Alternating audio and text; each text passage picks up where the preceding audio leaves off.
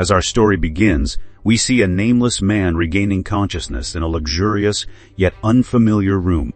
He notices that the door of his room resembles a ship's hatch and realizes, to his horror, that outside the window is the infinite darkness of deep space. A sudden loud knock at the door startles him, and he is confronted with the distressing realization that he has no recollection of his identity or how he arrived there. The knocking continues at his door, and he's not sure how he should respond, and then in answer to his confusion, the door slowly slides open, revealing a calm yet intense figure named Dr. Aurelia Rourke. She claims to be there to help him to adjust. Suspicious and confused, Elias stares at her and demands answers, but Dr. Rourke's cold and cryptic reassurances that he's safe only deepens his unease. Elias, still staring at his unfamiliar visitor, says hoarsely, "Who are you? And where the hell am I?" Dr. Rourke responds with cool composure, "I'm Dr. Aurelia Rourke, and you're safe, Elias. That's all you really need to know right now." Elias, still sitting on the bed, says, "Safe? Are you serious? 1, I'm apparently on a friggin' spaceship. 2, I didn't even remember my name until you said it. And you say I'm safe. I'm calling bullshit on that one, so don't tell me I'm safe. And just how the hell do you know who I am?" When Dr. Rourke replies to Elias, the tone of her voice loses some of its edge. "I promise, in time, everything will make sense. For now, please try to remain calm. Believe me, Elias, I'm on your side. Now please get up and follow me." Dr. Rourke leads Elias through the corridors. Modern metal plating lines the walls and faint mechanical hums echo in the distance. She explains the ship is named the Vigilance. Elias bombards her with questions, but she deflects most of them, saying he needs rest. The tension he is feeling amplifies, and Elias grows more and more suspicious of Dr. Rourke. Elias, whose patience has finally reached its end, glares at Dr. Rourke and angrily says, "Stop telling me I need rest, because what I really need are answers." When Dr. Rourke replies, her voice has the tone of a mother dealing with an upset child. "I know you're confused. Listen, if I told you everything at once, you'd lose it." Elias angrily retorts, "Lose it, damn it. I think I'm losing it anyway, Doc."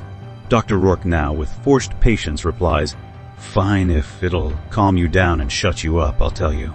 You're aboard the research vessel Vigilance. Yes, we're in deep space, and that's the extent of the information I'm willing to share at this time. Elias, you've been through a lot, and you need to trust me. You're a very special person, and I'm here to make sure you recover." They pass through sterile corridors dotted with sealed doors. Occasionally, overhead lights flicker, casting harsh shadows. Elias catches glimpses of strange equipment and oddly colored cables in corners, equipment with an unknown purpose. Yet it seemed to hold a strange familiarity.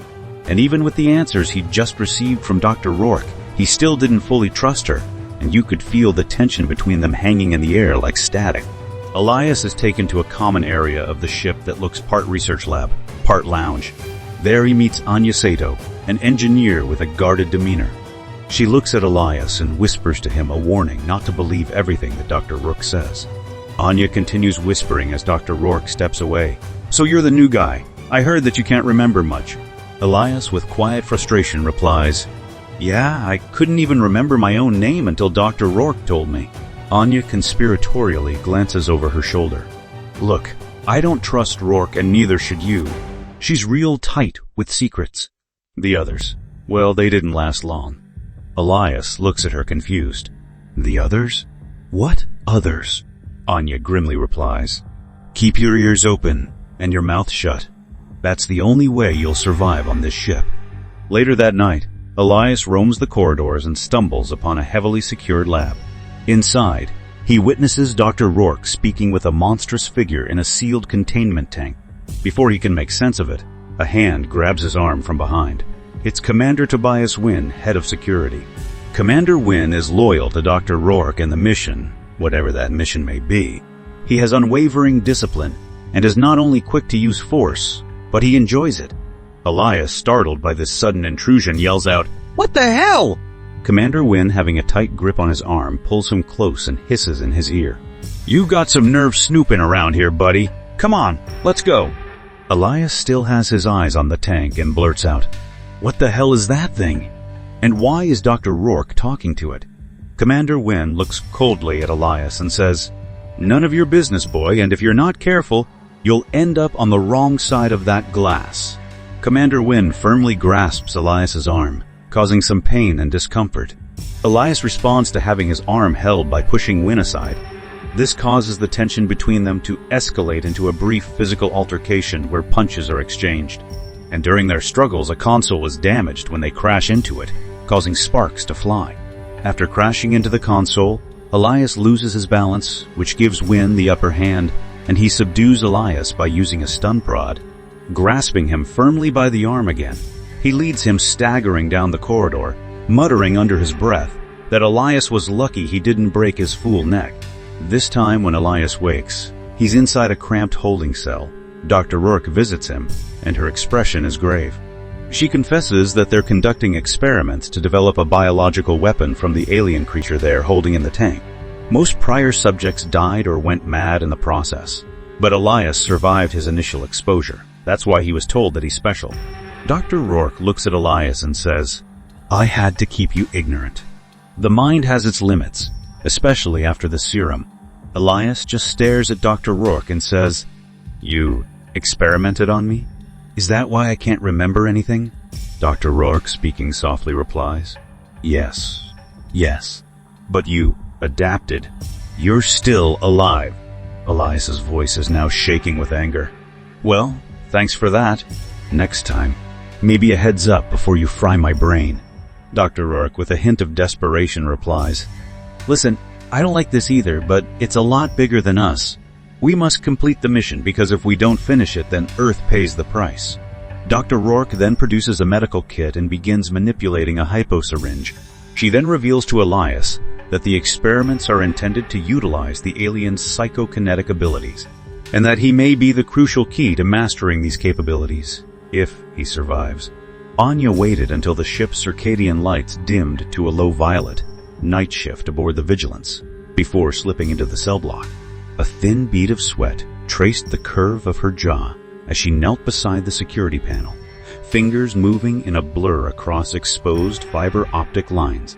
Micro arcs of blue light crackled around her wrist tool as she whispered a countdown only she could hear. Behind the door, Elias sat on the edge of the narrow cot, body rigid, eyes fixed on the single surveillance orb in the ceiling. The orb pulsed red every 8 seconds, and on the 9th it dimmed, just long enough for a practiced intruder to slide through blind. A sudden click, the hiss of pressured seals, and the door slides open. Anya slips inside, sealing it behind her. Anya looks at Elias and speaks in a hurried whisper. "I can override Wynn's lockdown, but we only get one shot." Elias, rubbing his bruised wrists, replies, "I'm in. I've had enough of Rourke's nightmares." Anya whispers back, "Good. The first thing we need to do is blind that damn camera." Elias uses his grim sense of humor as he rips a blanket into strips, finally a practical use for these luxury linens. He tosses the cloth upward and it covers the orb, smothering the glow of the camera. The tiny room falls into relative darkness, punctuated only by the amber safety strip along the floor. Anya produces a palm-sized data pad and pinged a schematic hologram into the air between them. Lines of red traced a route: cell block, maintenance crawlspace, biolab, and starboard escape pod. Anya speaking in a low voice. Wynn rerouted half the cameras to medical. Means the service ducts are clear for 6, maybe 7 minutes, if we're lucky.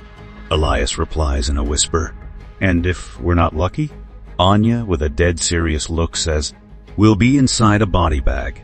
With a final keystroke, she kills the door's proximity alarm, and then leads Elias into the corridor. Each step felt like walking on someone else's heartbeat, fast and uneven. The hum of the ship's engines vibrated through the soles of their boots, a tinny basso undertone that set Elias's teeth on edge.